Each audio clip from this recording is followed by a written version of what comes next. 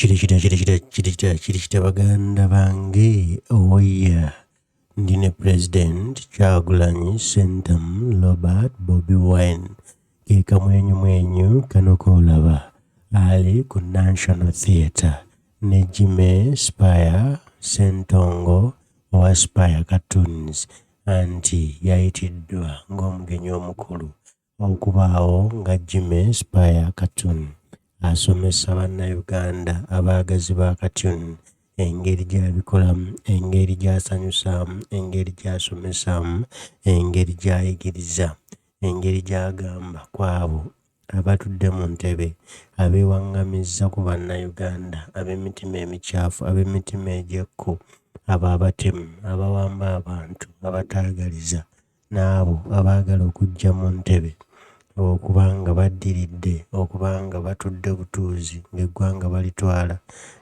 Spire Katuni yalangidde President Kyagulanyi Sentamu Robert Bobi Wine ko ne Eddie Mutwe olw'okubanga bwe baakwatibwa, bwe baatulugunyizibwa bajja ne banyumya emboozi zaabwe nga zisesa ate nga zikaabya, era n'ebyo bye bazzeemu okubanga bazze mu ddoyi, bazze mu nnyama supu awola.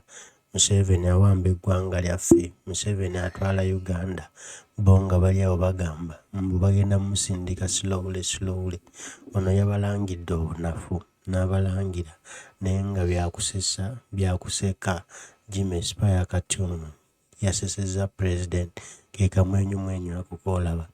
Yalangidde Eddie Mutwe olw'okuba nti bwe baamuwamba yajja n'anyumya sitoole ye ng'esesa busesa era buli omu n'aseka.